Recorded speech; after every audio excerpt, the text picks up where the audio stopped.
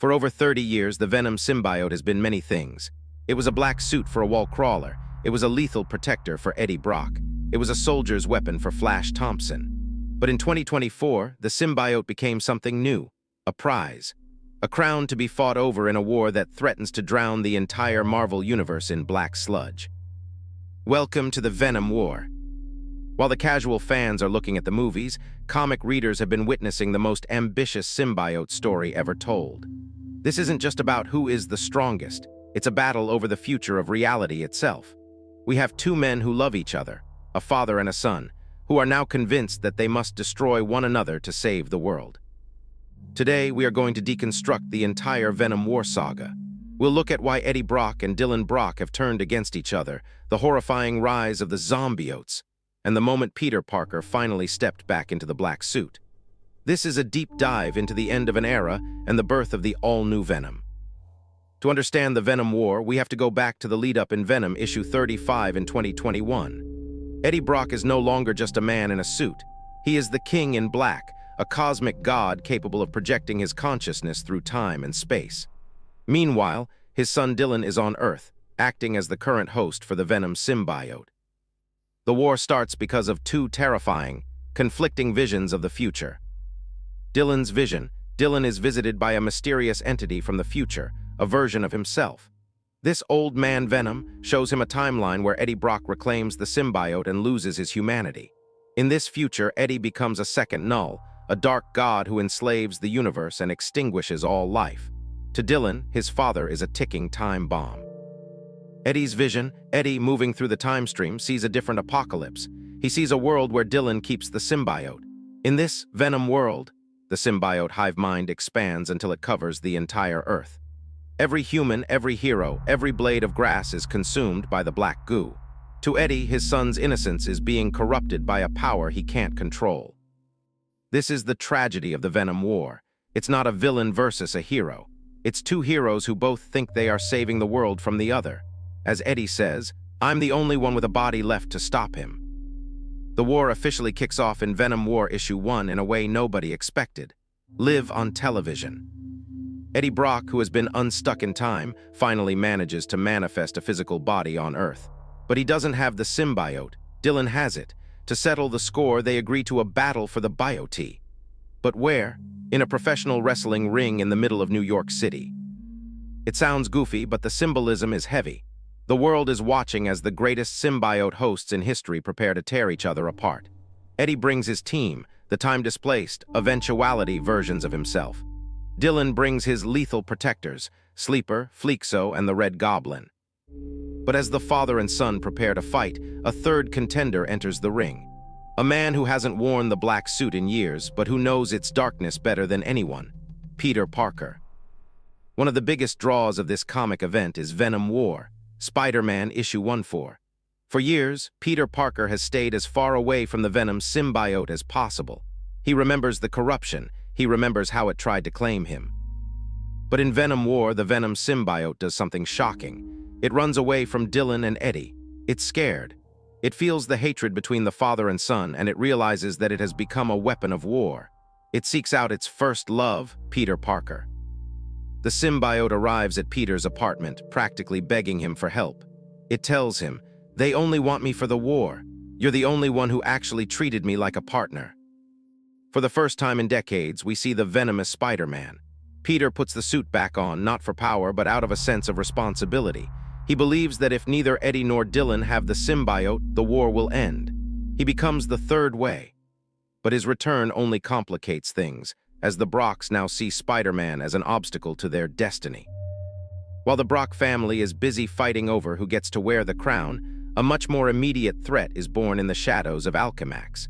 This is where the Venom War shifts from a family drama into a full-blown survival horror movie. This is the Zombiote crisis. Meridius, a dark, future version of Eddie Brock, has unleashed a biological weapon.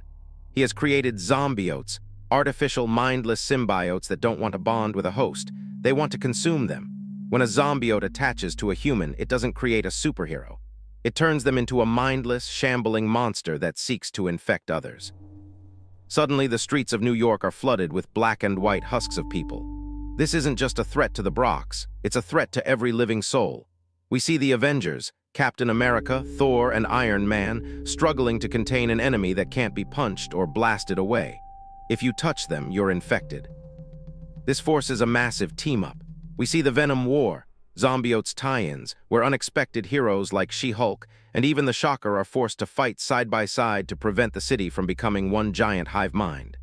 This adds a ticking clock to the story. Every minute Eddie and Dylan spend fighting each other is a minute the Zombiote plague grows stronger. As the chaos peaks, the most mysterious player in the war reveals his hand, Old Man Venom. This is Dylan Brock from a dark future timeline. He is older, scarred, and wearing a massive, hulking version of the Venom suit that looks like it's built for war. He didn't just come back to watch.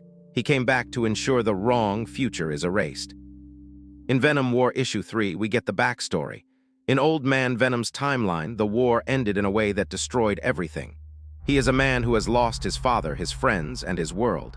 He is the ultimate ghost of Christmas future. The dynamic here is fascinating. You have young Dylan, who is a teenager trying to do the right thing, looking at his older self and seeing a monster. Old Man Venom is ruthless. He doesn't care about morality anymore. He only cares about results. He tries to force young Dylan to give up the symbiote, believing that neither Eddie nor Dylan are worthy, that the symbiote must be destroyed entirely. This introduces a three-way philosophical split. 1. Eddie wants the symbiote to prevent a cosmic disaster. 2. Young Dylan wants the symbiote to protect his own future. 3. Old Man Venom wants to burn it all down to stop the cycle. The scale of the war expands until every symbiote in the Marvel Universe is forced to pick a side. This is the visual peak of the event. We see Black Widow, who is currently bonded to a symbiote named Widow.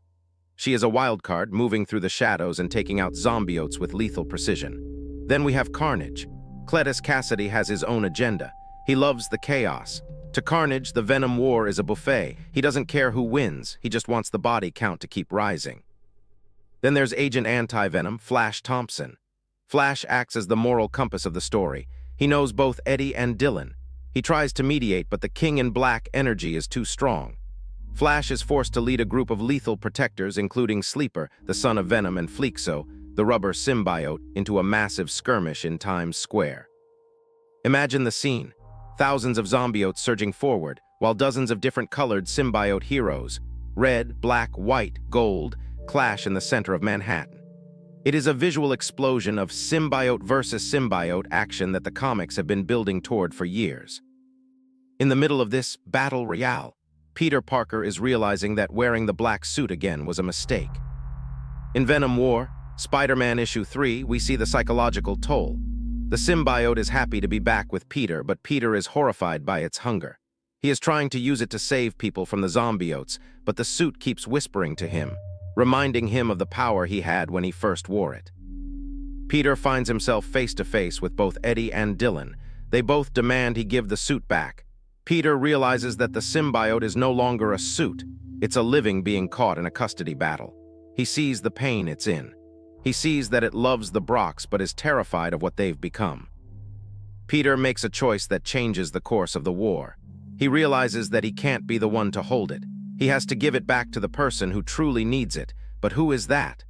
The father who wants to be a god, or the son who wants to be a man? As we reach the climax in Venom War Issue 4 and Issue 5, the war moves from the streets of New York to the psychological core of the Brock family. Eddie Brock, determined to save the world from Dylan's Venom World future, makes a desperate move. He borrows the anti-venom powers from Flash Thompson. Eddie becomes a glowing white beacon of cleansing energy. He begins to cure the Zombiote plague, burning the infection out of thousands of people. For a moment, it looks like Eddie is the hero. But Meridius, the villainous future Eddie, has one last trick. He uses Carnage's Necrospear, a weapon forged from the darkness of the first King in Black, to stab Eddie. The Necrospear doesn't just kill, it corrupts. The anti-venom energy in Eddie's body turns toxic. He begins to lose his mind, his King in Black powers twisting into a homicidal rage. He isn't the savior anymore, he is becoming the monster Dylan feared. This leads to the most brutal moment in symbiote history. To stop the corruption from spreading to the entire hive, Dylan Brock is forced to do the unthinkable.